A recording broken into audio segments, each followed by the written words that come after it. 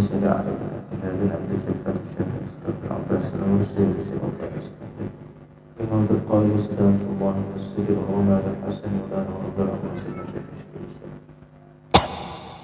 جميع سلسلة المشاهدة بالقوي استقيا يسرين الله الفاتحة أعوذ بالله من الشيطان بسم الله الحمد لله رب العالمين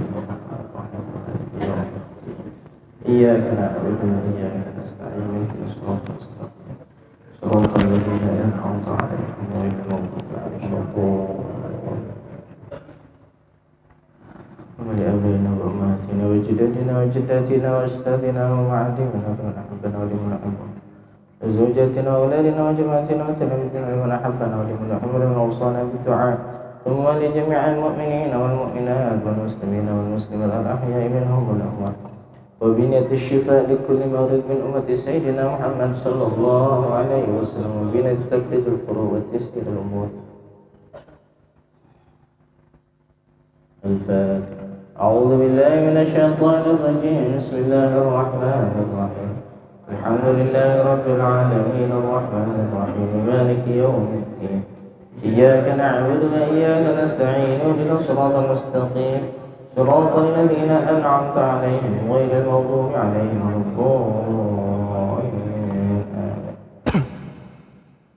بسم الله الحمد لله والصلاة والسلام على رسول الله سيدنا ومولانا محمد ابن عبد الله وعلى آله وصحبه ومن والاه ومن تبع هداه قال المصنف رحمه الله تعالى وهذا من نفعنا به وبعلومه في دورين آمين من كتاب رياض الصالحين للإمام النووي rahimahullah ta'ala rahmatan wasi'ah.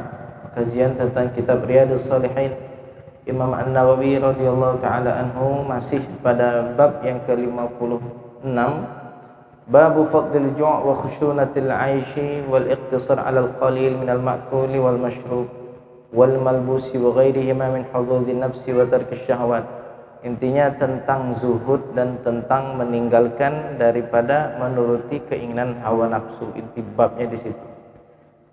Ini sudah beberapa minggu kajian kita masih tentang masalah ini, karena banyak hadis yang akan kita baca dan bahkan masih banyak di kajian yang akan datang. Ya, ini menunjukkan bagaimana kehidupan Nabi saat itu dan kehidupan para sahabat mengalami fase ini, mengalami fase kesulitan, fase sezuhud-zuhudnya orang, sezuhud-zuhudnya zaman, sesulit-sulitnya zaman. Itu adalah zaman Nabi SAW dan zaman sebagian dari para sahabat, sehingga banyak hadis yang kita baca menceritakan tentang itu. Pada hadis yang ke-504, wa an Anas radhiyallahu anhu qala, diriwayatkan dari Sayyidina Anas radhiyallahu anhu. Kita tahu Sayyidina Anas itu siapa? Khadimnya Nabi, ya, pembantu Nabi sallallahu alaihi wasallam dari umur 10 tahun sampai umur 20 tahun. Wafat baginda beliau umur 20 tahun. Didoakan sama Nabi, Allahumma barik malahu wa waladahu wa atil umrahu wa akthir malahu. Ya Allah berkahi, ya Allah berkahi umurnya, berkahi hartanya, dan panjangkan umurnya dan banyakkan anaknya. Jadi anaknya sampai dikatakan sampai anak cucunya sampai 150. Anas bin Malik, dia memiliki umur panjang 100 lebih, dikatakan 103, dia mengatakan 102 umurnya segitu, ya, termasuk di kalangan sahabat yang umurnya panjang. Sayyidina Anas, berkah doa Kanjeng Nabi SAW. Kalau saya pribadi tidak mau umur panjang, tapi yang penting umur barokah, ya, umur yang barokah. Kenapa umur panjang kita tidak bisa menikmati? Seandainya umur panjang tetapi lalu Allah berikan kesehatan akal, kesehatan fisik, lalu tetap kita sanggup untuk ibadah, alhamdulillah, itu satu kenikmatan. Ya, Nabi SAW bersabda, man khairukum man tala umruhu wa hasuna amalu, yang paling baik di antara kalian yang panjang umurnya dan baik amalnya. Tapi berapa banyak orang makin tambah umur makin berkurang sisi amaliyahnya. Kenapa? Kesanggupan fisik untuk bisa menghadiri kajian, untuk bisa datang ibadah ini makin melemah. Yang dulunya semangat ibadah, semangat puasa, tidak lagi sanggup puasa. Yang dulunya sergap ngaji, ini sudah tidak sanggup lagi. Pinggang lah, sudah lutut lah, sudah kena semua. Ayo mbah ngaji mbah. Maulah ngaji, tapi kadangan itu lutut sakit nih, ya nak berangkat ngaji. Baru umur 70 tahun. Ya. Yang paling penting adalah panjang atau pendek umur, yang penting barokah. Makanya ya alhamdulillah yang selalu kita panjatkan apa? Ya Allah berkahi umur kami. Jadi walaupun umurnya cuma 50-40 tahun tidak masalah, tapi setelah wafat umurnya tetap berjalan. Coba perhatikan Imam Asy-Syafi'i wafat di tahun 54 tahun, umurnya 54 tahun wafat, tapi sampai sekarang masih hidup. Loh, kita tadi sholat isya pakai mazhabnya Syafi'i, itu dia beramal di kuburnya. Melalui siapa? Melalui karangannya. Loh, kita yang ngamalkan, dia yang dapat pahala. Kan gitu. Seseorang yang memiliki umur barokah, dia punya banyak kebaikan, wafat dia amalnya ngalir terus. Ini yang disebut umur barokah. Yang disebut panjang, betul-betul panjang, dia sudah wafat tapi amaliyahnya tetap mengalir, tidak terputus dengan kematiannya. Itu yang diharapkan kita semua. Jadi sekarang minta jangan panjang umur. Mau dikasih berapa? Mau 200 tahun? Semuanya sudah meninggal, anak cucunya sudah dia dewean hidup. Apa rasanya? Jadi mintalah sekarang, ya Allah berikan umur barokah. Seandainya hidup itu baik bagi saya, panjangkan hidupku. Seandainya wafat itu baik, wafatkan. Kenapa terkadang ada orang baiknya itu dengan wafat? Kenapa? Dengan bertambahnya umur, makin banyak maksiat yang akan dilakukan. Jadi dengan dipercepat umur, artinya dia mengurangi potensi maksiat dalam dirinya. Makanya doanya apa? Allahumma ja'alid dunya, Allahumma ja'alil mauta rahatan lana min kulli syarr. Ya Allah, jadikan kematian itu apa? Menjadi penghenti dari seluruh keburukan kemaksiatan. Mati itu artinya terbebas dari kemaksiatan yang akan bisa dilakukan oleh orang-orang yang umur panjang. Ya, wa ja'alil hayata, seandainya pun harus hidup, wa ja'alil hayata lana ziyadatan lana fi kulli khair. Kalau seandainya hidup pun jadikan tambah baik, tambah baik. Wa an Anas radhiyallahu anhu, Sayyidina Anas radhiyallahu anhu, berkah rezekinya, berkah hartanya, berkah anaknya, berkah umurnya. Ini Sayyidina Anas semuanya barokah. Rohana Nabi sallallahu alaihi wasallam dir'ahu bisyair, baginda sallallahu alaihi wasallam menggadaikan baju besi perangnya bisyair dengan gandum. Wa masyaitu ila Nabi sallallahu alaihi wasallam bi khabzi syairin wa ihalati sunkhatin, dan saya berjalan ketemu baginda Nabi sallallahu alaihi wasallam dengan membawa roti dan membawa minyak gaji. Roti dan minyak gaji. Minyak gaji itu dipakai untuk sopnya. Jadi roti dicelupkan begitu supaya agak lembut dimakan. Siapa yang bawa? Sayyidina Anas. Walaqad sami'tuhu yaqul, dan saya mendengar Nabi sallallahu alaihi wasallam pernah bersabda, ma asbaha li ali Muhammadin illa sa'. Tidak ada di waktu pagi untuk keluarga Muhammad itu kecuali cuma satu sa'. Satu sa' itu berapa? 4 mud. Ukuran wajib zakat fitrah satu sa' berapa? 2,4 kilo. Kalau orang yang hati-hati kan 3 kilo, 2,8 atau anggap saja 2,5 kilo. Untuk satu keluarga Nabi, Nabi itu punya 9 rumah. Rumah istrinya yang hidup di zaman itu yang berbarengan itu 9. Belum lagi milkul yamin, hamba sahaya, Raihanah dengan siapa? Maria Al-Qibtiyah, hamba sahaya yang dari Maria Al-Qibtiyah lahirlah seorang anak namanya Ibrahim yang wafat di umur 17 bulan. Belum lagi Anas khadimnya. Loh, itu dengan satu sa'. Wala amsa, dan tidak juga di waktu pagi dan petang. Jadi sehari untuk kehidupan Nabi sekeluarga cuma satu sa', 2,5 kilo gandum untuk sekeluarga 9 rumah. Terbayang enggak? Berapa baginya? Wa innahum latis'atu abyatin, dan sesungguhnya mereka, kata Sayyidina Anas, latis'atu abyatin, memiliki 9 rumah. Setiap istri punya rumah masing-masing. Itu yang harus dicukupi. Rawahul Bukhari, hadis riwayat Imam Bukhari. Al-ihalatu bi kasril hamzati asy-syahmu dzaibu was-sunkhatu bin nuni wal kha'il mu'jamah wa hiyal mutaghayyirah. Wa an Abi Hurairah radhiyallahu anhu qala, diriwayatkan dari Abu Hurairah radhiyallahu anhu qala. Ini kita cerita begini biar kita pandai bersyukur. Sesulit apapun kita, sesenang-senangnya zaman dulu. Ini sering dulu kami ungkapkan begitu. Sesusah-susahnya kita ini sudah paling senang untuk jika dibandingkan dengan bagaimana kehidupan di zaman baginda sallallahu alaihi wasallam. Laqad ra'aitu sab'ina min ashabis suffah. Kata Abu Hurairah, saya melihat 70 orang-orang suffah. Orang-orang suffah itu siapa? Orang-orang yang hidupnya dalam naungan dengan Nabi sallallahu alaihi wasallam. Dihidupi Nabi, dikasih makan Nabi, tinggalnya di dekat Masjid Nabawi, di pelataran Masjid Nabawi. Ada yang mengatakan 300 sampai 400 orang ahli suffah. Termasuk Abu Hurairah ini ahli suffah. Siapa ahli suffah? Orang yang tidak punya keluarga, tidak punya harta, tidak punya pekerjaan. 400. Saya melihat 70 dari yang sekian, ma minhum rajulun alaihi rida, tidaklah dari mereka memiliki rida. Rida itu apa? Sesuatu yang dipakai di atas. Tidak punya. Imma izarun, ada kalanya sarung, cuma nutupi aurat, lutut sama pusat, cuma sarungan gitu, bagian bawah. Au kisaun, atau kain qad rabatu fi anaqi, atau cuma sehelai kain agak panjang, bisa pakai baju, cuman bukan baju, pokoknya macam kain agak panjang yang kainnya itu diikat leher belakang. Mana kayak sarung lah, agak panjang diiketin ke leher sampai ke bawah. Kayak apa bentuknya? Bayangin. Sarung ya, langsung diiketin ke leher belakang. Pakaiannya itu tidak pakai atas, tidak pakai bawah. Kali kita kan ada sarung, ada koko ke atas.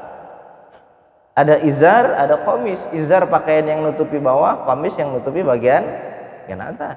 Kalau ini cuma satu helai pakai. Ada kalanya menutupi aurat, ada kalanya satu helai yang diikatkan ke leher dan dijuntaikan ke bawah.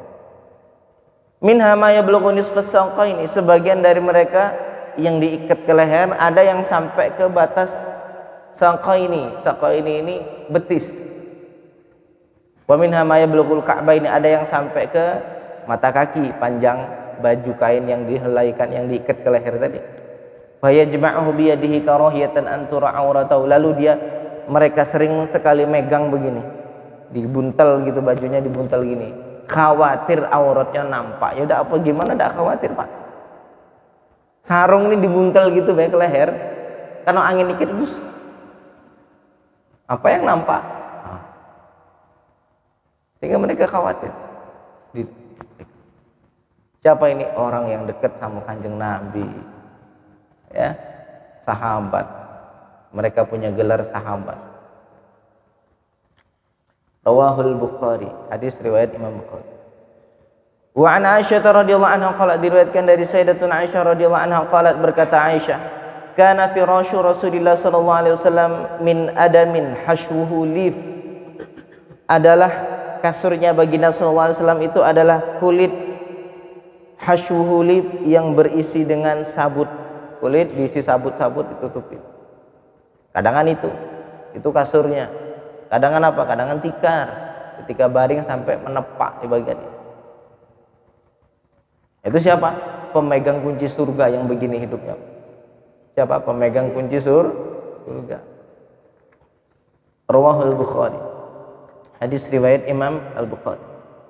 Wa an Ibnu Umar radhiyallahu anhu qala kunna julusan ma'a Rasulillah sallallahu alaihi wasallam. Dari sahabat Abdullah bin Umar radhiyallahu anhu berkata, kami sedang duduk bersama Nabi Muhammad sallallahu alaihi wasallam. Idz jaa'a rajulun minal ansar, tiba-tiba datang laki-laki dari kaum Ansar. Siapa kaum Ansar? Adalah kaum yang memang domisili di Madinah, mereka menjadi penolong bagi kaum-kaum Muhajirin. Siapa kaum Muhajirin? Penduduk-penduduk Quraisy yang di Mekah, yang mereka lari dengan agamanya. Mereka bertujuan untuk bisa menjalankan syariat agama dengan tenang di Madinah. Lari dari Mekah menuju Madinah. Di Madinah disambut baik dengan kaum Ansar, kaum penolong. Irja'a rajulun minal ansar fasallama alaihi, tiba-tiba datang laki-laki Ansar mengucapkan salam kepadanya. Tsumma adbaral ansari, sudah mengucapkan salam kepada baginda, kemudian kaum Ansar ini kemudian pulang. Faqala Rasulullah sallallahu alaihi wasallam, Rasul sallallahu alaihi wasallam bertanya, ya akhul Ansar, wahai saudara Ansar, kaifa akhi Sa'ad bin Ubadah, bagaimana saudaraku Sa'ad bin Ubadah, bagaimana kawanku, temanku Sa'ad bin Ubadah orang Ansor, bagaimana kabarnya si fulan?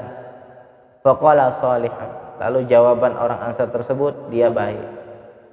Faqala Rasulullah sallallahu alaihi wasallam, lalu Rasul berkata, bersabda kepada para sahabat lain, man ya'uduhu minkum, ayo siapa yang mau datang ngunjungin Sa'ad bin Abi Ubadah. Faqama, lalu berdiri baginda, wa qumna ma'ahu, dan kami semuanya berdiri bersama. Yang duduk sama Nabi duduk tadi semuanya ikut Nabi. Wa nahnu bid'atu asyar, dan kami sekitar belasan orang. Berapa belasan? Ada disebut entah 12 entah 13, pokoknya kami belasan lah.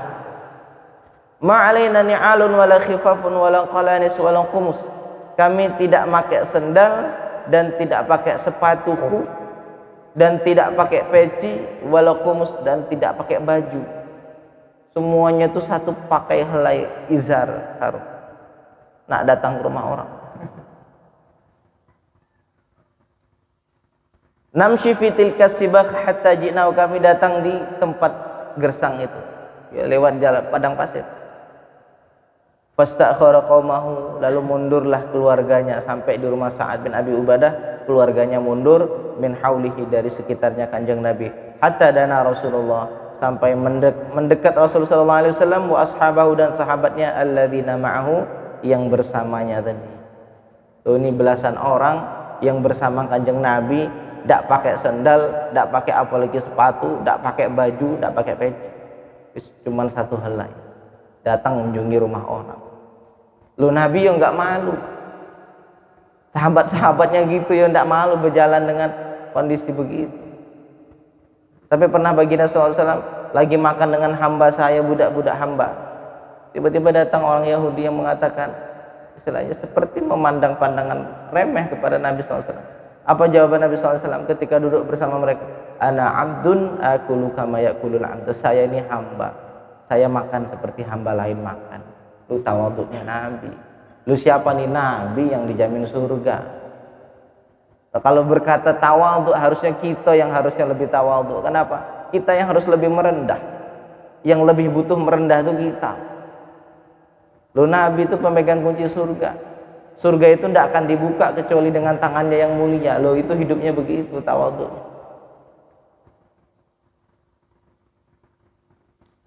Wa an Imran bin Husain radhiyallahu anhuma ali Nabi sallallahu alaihi wasallam, dari baginda Nabi Muhammad sallallahu alaihi wasallam qala, berkata, khairukum qarni, sebaik-baik kalian adalah orang yang berada di masaku. Jadi secara keseluruhan zaman terbaik adalah zaman Nabi. Itu itlaq, sepakat.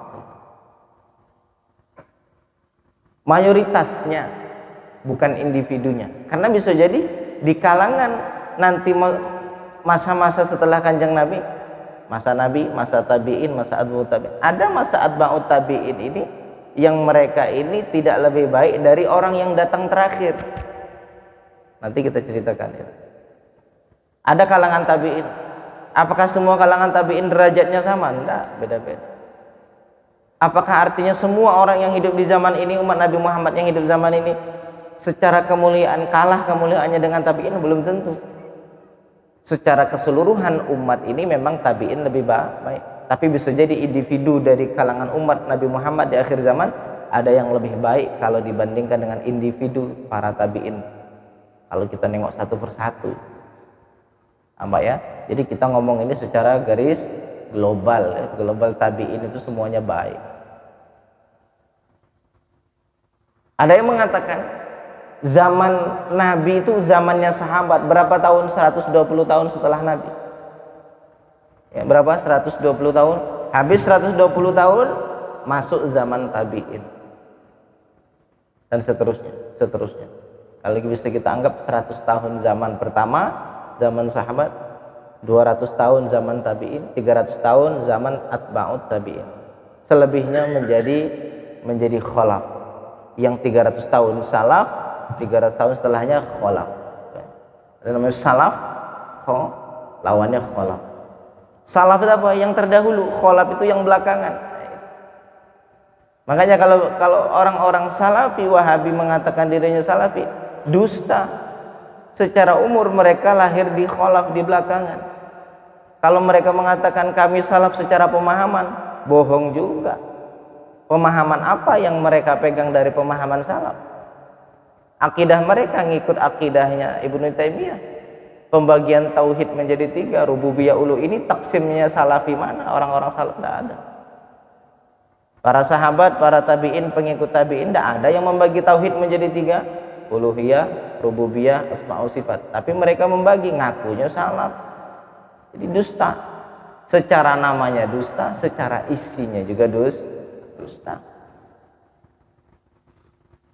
Khairukum qarni, sebaik-baik kalian adalah orang yang di masaku, zaman sahabat. Tsummal ladzina yalunahum, kemudian orang-orang yang di sekitar setelah sahabat, yaitu siapa? Tabi'in. Qala Imran berkata, fama adri qala Nabi marrataini aw thalatha. Saya tidak tahu Nabi itu berkata 2 kali atau 3 kali. Maksudnya qarni, tsummal ladzina yalunahum, kemudian setelahnya itu berapa kali? 2 atau 3? Kalau 2 berarti cuma batas tabi'in. Kalau 3 berarti pengikutnya tabi'in. Tsumma yakunu ba'dahum qaumun yashhaduna wa la yustashhadun. Kemudian setelahnya muncul kaum, sekelompok kaum yang mereka bersaksi padahal mereka tidak dimintai jadi saksi. Ini kisahnya Nabi SAW menceritakan hal gaib apa yang akan terjadi di akhir zaman. Wa yakhununa wa la yu'tamanun, dan mereka berkhianat dan tidak bisa diambil amanah. Sampai dikatakan dalam satu daerah itu tidak ada yang amanah, sampai orang amanah itu digelar dengan amanah, saking tidak ada orang amanah. Ada lagi orang yang amanah, sekampung tuh dia dewek lah yang amanah. Itu akhir zaman. Apa sudah zaman itu ya? Apa sudah masanya sekarang? Mulai ya, sedikit sekali yang aman. Mudah-mudahan Allah menjauhi kita dari sifat itu. Wa yunziruna wa la yufun, dan mereka bernazar dan tidak menepati nazar mereka. Nah, ini di akhir-akhir zaman. Wa yadhharu fihi musiman, dan akan tampak di antara mereka nanti adalah orang yang banyak lemak tubuhnya. Oh, ketawa ya Mas Rizky.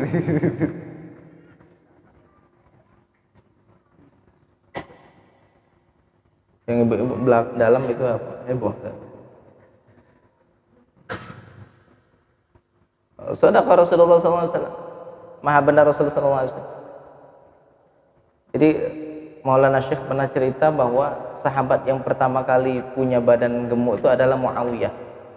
Jadi memiliki satu bid'ah yang tidak pernah dilakukan oleh Nabi, yaitu ketika khutbah duduk. Itu Muawiyah. Khutbah itu duduk, karena tidak sanggup nak berdiri, duduk. Karena bagaimana zaman dulu mau punya badan besar, gemuk, ya makan aja susah. Sehingga dikatakan Nabi SAW itu perutnya itu apa? Seperti batu yang tersusun-susun. Six pack Nabi. Jadi kalau kita six pack itu ngikuti sunnah Nabi. Niatnya niat ikut sunnah Nabi, jangan untuk keren-keren. Nah, bismillah, ini niat sunnah Nabi. Niat dietnya itu adalah untuk ikut Nabi. Bagaimana? Jangan makan sampai lapar. Lapar baru makan. Berhenti sebelum kenyang itu udah berhenti. Ngikut sunnah Nabi, udah dapat pahala, dapat sehat. Jadi di zaman Nabi wajar ketika diutus kepada Nabi seorang dokter dari Mesir. Raja Muqawqis mengirim dokter, mengirim Maria Al-Qibtiyah dan mengirim madu. Yang diterima 2, ditolak 1. Yang diterima siapa? Maria Al-Qibtiyah menjadi milikul yamin, hamba saya, dan diterima madu, langsung diminum sama Kanjeng Nabi. Dikasih dokter, dibalikkan, kami tidak butuh dokter. Kenapa? Kami adalah kaum yang terbiasa untuk tidak makan kecuali saat kami lapar, dan sebelum kami kenyang kami sudah berhenti. Ini sudah obat dari segala obat. Malam ini kita bismillah ya, coba. Kita tengok 2 bulan yang akan datang. Kurus semua. six pack perutnya ya. Jadi kita menyaksikan bagaimana hadis Nabi SAW itu benar. Sallallahu alaihi wasallam. Pernah kita baca burdah. Apa dalam salah satu isi qasidah burdah? Wa min ulumika ilmal lauhi wal qalam. Termasuk dari ilmu Nabi itu apa? Lauhul mahfuz dan qalam. Lauhul mahfuz semua yang tercatat yang terjadi di alam semesta itu ada di lauhul mahfuz. Dan ilmu Nabi sampai ke situ. Jadi wajarlah tahu kisah semua tentang kehidupan ini.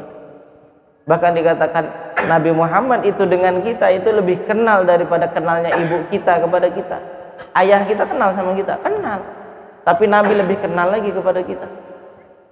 Loh, bisa segitunya? Ya ilmunya lauhil mahfuz. Kanjeng Nabi.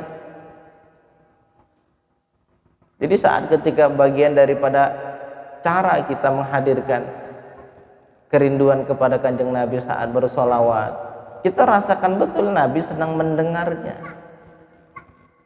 Nah, gitu. Seseorang itu kan terasa hampa saat ketika sebelah pihak. Cinta itu akan indah ketika tidak sebelah pihak. Coba perhatikan. Ya tidak. Cinta itu akan indah saat ketika ada balasan. Saat kita mengirim cinta, risalah cinta dengan berupa salawat, lalu kita merasakan betul cinta kita dibalas oleh Kanjeng Nabi, segitu indahnya. Itu yang perlu dirasakan kita saat bersolawat. Merasakan hadirnya Nabi dan merasakan bagaimana Nabi mendengar solawat kita dan senang dengan solawat kita. Semua amalan antara diterima dan ditolak, kata Qadhi Al-Iyad. Kullu amal bainal qabuli warad, semua amalan diterima atau ditolak. Salat, puasa, zakat, haji antara diterima dan ditolak. Illa salat ala Nabi sallallahu alaihi wasallam, kecuali salawat kepada Nabi. Falaisala illal qabul, tidaklah bagi salawat kecuali diterima. Alasannya kenapa? Semua ibadah kita menyandarkan kepada diri kita. Usolli fardhul isya, saya sengaja aku salat fardhu isya. Zakat, nawaitu an ukhrija, saya berniat mengeluarkan zakat fitrah, zakat mal. Saya niat ihram, apalagi saya niat puasa esok hari. Yang berpuasa siapa? Saya. Yang sholat siapa? Saya. Tapi kalau sholawat kalimatnya bagaimana? Bukan kita yang bersolawat, bukan usolli wa usallim, saya bersolawat dan saya bersalam kepada Nabi, enggak. Tapi kalimatnya Allahumma sholli ala sayyidina Muhammad. Apa artinya? Ya Allah, anugerahkan sholawat dan salam kepada Nabi. Jadi kita suruh Allah bersolawat, bukan kita yang bersolawat. Kalau sudah Allah yang bersolawat sampai. Nah, Allah yang punya hak menerima dan menolak. Allah yang bersolawat dia pasti diterima. Itu rahasia kenapa solawat itu pasti diterima. Paham ya? Itu rahasianya kenapa solawat itu. Karena bukan kita yang bersolawat, kita cuma dapat curahan barokah. Barokah dari apa? Dari kita berdoa kepada Allah untuk bersolawat kepada Nabi. Nah, barokah solawat Allah ke Nabi, itulah kita dapat barokahnya, pasti keterima. Itu rahasianya kenapa solawat itu pasti diterima. Karena bukan kita yang bersolawat, tapi kita suruh Allah, minta kepada Allah untuk bersolawat kepada Nabi. Wa an Abi Umamah radhiyallahu anhu qala, diriwayatkan dari Abi Umamah radhiyallahu anhu qala, qala Rasulullah sallallahu alaihi wasallam, Rasul sallallahu alaihi wasallam bersabda, ya bani Adam, wahai anak Adam, innaka anta badzulal fadla khairun lak, wahai anak Adam, sesungguhnya engkau mendermakan kelebihan rezekimu, khairun lak, itu lebih baik dari untukmu, wa antum sikahu syarrun lak, dan kalau engkau menahannya itu buruk bagimu. Kenapa buruk bagimu? Karena setiap hari malaikat berdoa, Allahumma a'ti kulla munfikin khalafa wa a'ti kulla mumsikin talafa. Setiap hari malaikat apa doanya? Ya Allah, setiap orang yang mensedekahkan hartanya hari ini, kasih ganti ya Allah.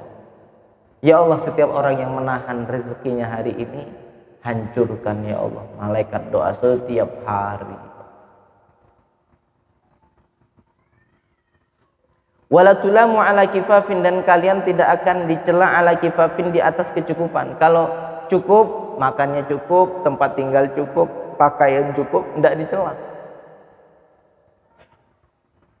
Tidak kecukupan itu tidak jelas. Nah, saat lebih ini loh, saat ketika dia tidak mendermakan untuk agama Allah, untuk di jalan Allah, baru ada celaan. Nabung tujuannya untuk apa? Tanyalah. Melebihkan rezeki yang kita punya, niatnya untuk apa? Loh, itu ada sisi anunya nanti di akhir.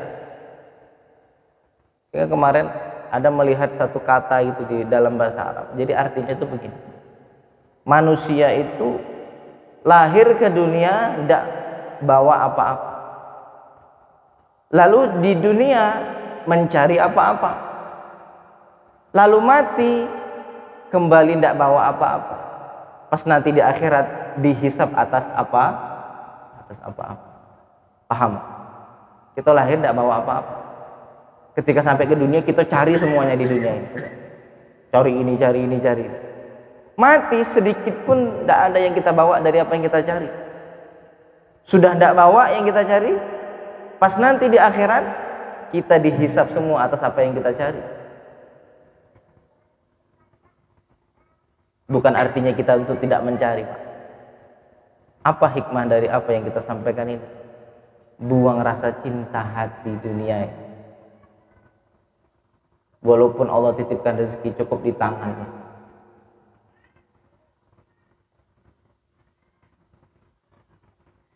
Wa an Ubaidillah bin Muhsin al-Ansari al-Khutami radhiyallahu anhu qala, diriwayatkan dari Ubaidillah bin Muhsin al-Ansari al-Khutami radhiyallahu anhu, mudah-mudahan Allah meridainya. Qala Rasulullah sallallahu alaihi wasallam, Rasulullah sallallahu alaihi wasallam bersabda, man asbaha minkum aminan fi sirbi. Ini hadis menjadi hadis penutup majelis malam ini. Jam berapa? Siapa? Ini hadis ini senang saya bacanya.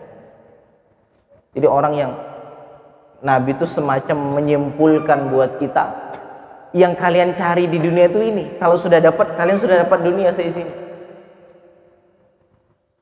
Nabi itu punya kecerdasan luar biasa, punya fatonah.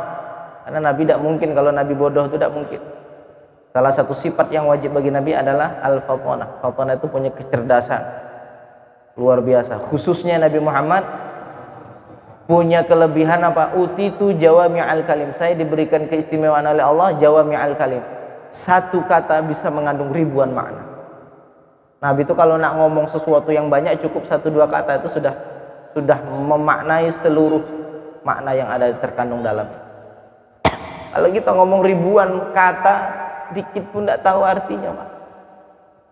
Ngomong sana, ngomong sini, nol lah dan isinya. Nah, Nabi SAW punya jawami'al kalim. Apa itu? Ucapannya ringkas tapi artinya dalam. Itu Kanjeng Nabi.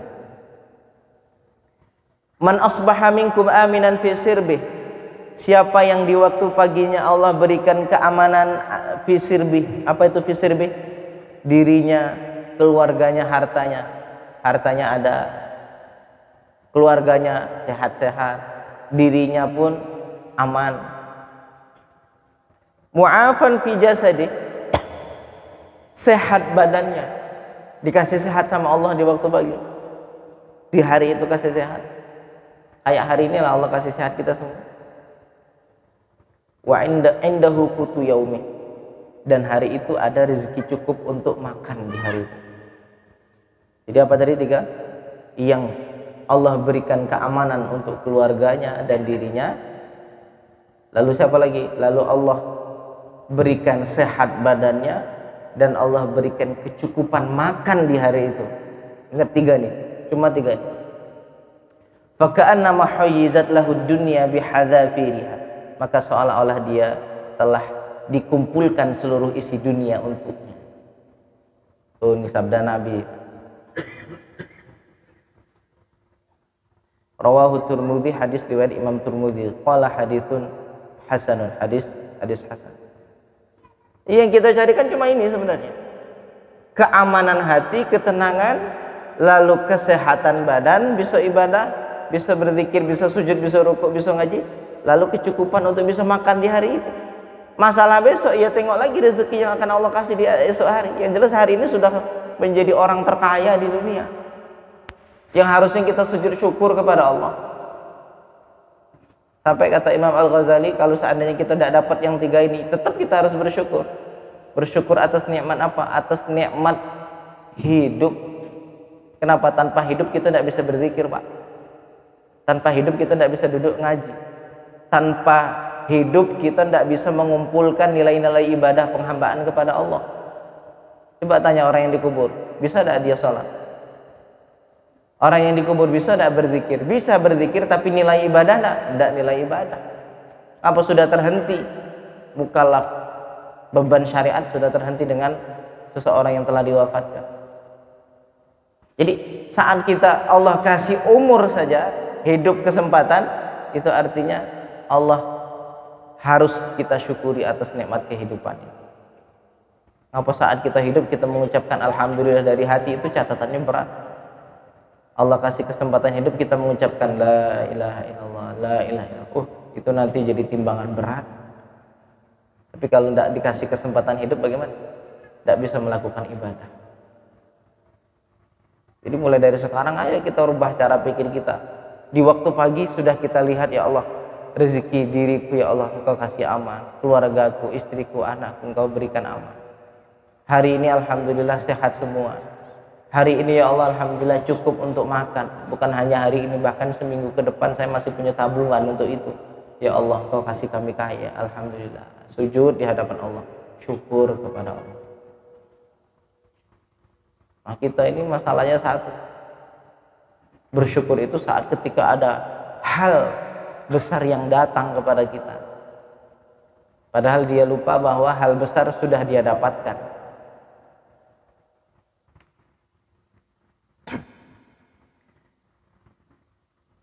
Wa an Abdullah bin Amr bin Al-As radhiyallahu anhu anna Rasulullah sallallahu alaihi wasallam qala, diriwayatkan dari Abdullah bin Amr bin Aus radhiyallahu anhu qala, sesungguhnya Rasulullah sallallahu alaihi wasallam qala bersabda, qad aflaha man aslama, telah beruntunglah orang yang masuk Islam. Kenapa? Hidayah, pilihan. Karena orang yang masuk agama Islam ini adalah orang yang dicinta sama Allah walaupun dia orang maksiat. Jadi tidak ada namanya orang beriman itu dibenci sama Allah, itu tidak ada. Loh, bukannya mereka ada yang masuk neraka? Ada, tapi itu bukan azab dari Allah, tapi itu masuk neraka litanqiyah, untuk pembersihan. Sebenarnya kita tuh kalau dengar-dengar ayat yang menceritakan tentang nanti orang itu ketika masuk neraka, lalu mereka kulitnya hancur, lalu diganti kulit baru, hancur diganti kulit, itu sebenarnya cerita kisah tentang azabnya ahli neraka orang kafir. Sebenarnya itu loh untuk orang kafir. Orang Islam masuk neraka dibersihkan, dimuliakan. Karena kita secara akal, coba kita kotor-kotor mau masuk rumah bersih, nyaman enggak kita? Loh, kita loh habis main lumpur-lumpur mau tidur di kamar yang sudah bersih, layak enggak kira-kira? Kita dewek itu loh merasa enggak nyaman. Nah, sama halnya orang yang beriman. Allah sayang masuk surga, tapi kalau kotor-kotor nanti tidak bisa menikmati nikmatnya surga. Bersihkan dulu lah. Dulu belum sempat membersihkan di dunia, dah bersihkan dulu di neraka. Allah nak memuliakan. Jadi tidak ada namanya orang beriman itu Allah nak menghinakan, itu tidak ada, Pak. Yang ada Allah menegur, yang ada Allah nak menaikkan derajat.